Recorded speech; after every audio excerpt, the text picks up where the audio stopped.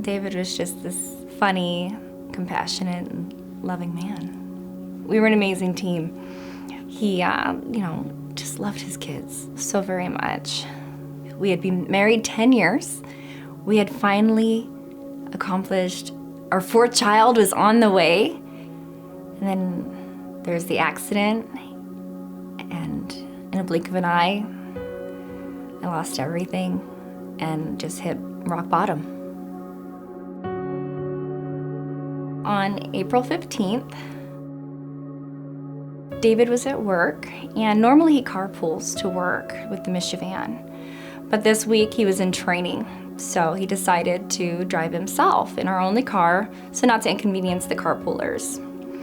And I got a knock at the door, and it was someone from his carpool who happened to be trying to get a hold of him.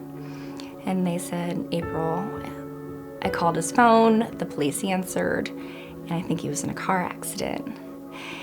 And when I got there, I wasn't able to see him because they were still stabilizing him. And then I was able to go into the room, and he was absolutely covered in wires and tubes, and his brain wouldn't stop swelling, and they couldn't figure out, why. And we had tried every single procedure possible except for one. And that procedure was to remove a piece of his skull to allow the swelling. Now with this procedure, there's a 50-50 chance, one chance that he'll live, but he'll be a vegetable for the rest of his life, or he'll die.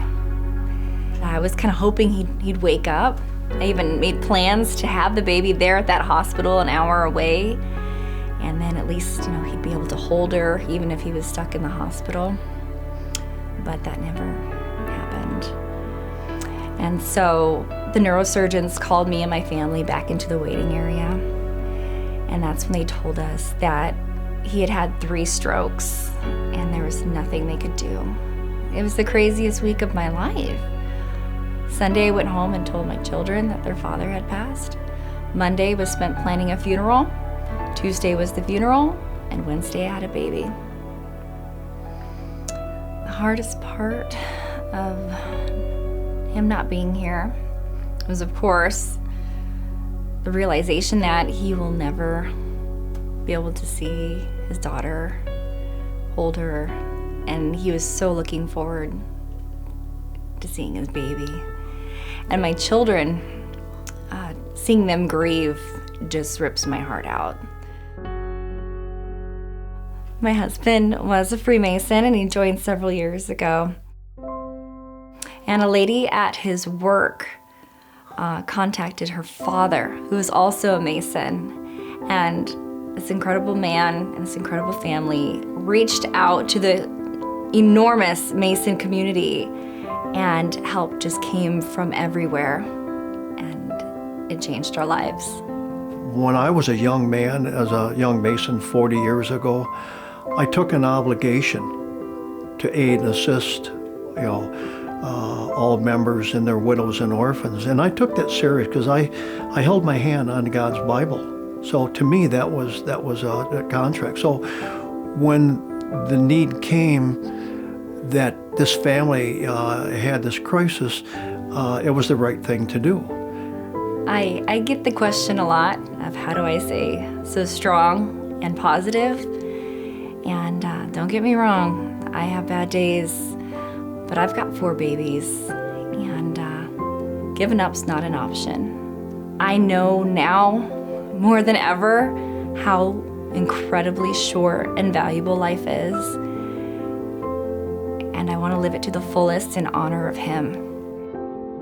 Being able to watch something happen where someone got help and assistance in a difficult time, and just stepping up to the plate, that's what being a Mason is. And when you're dead and gone, the only thing you have going for you is your walk in life. And we can choose to be part of the problem or part of the solution. And Masonry has taught me to be part of the solution.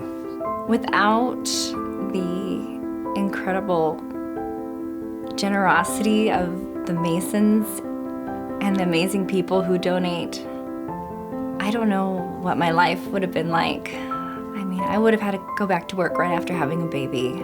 Our financial burdens would have been overwhelming. I wouldn't have even had a chance to grieve or comfort my grieving children.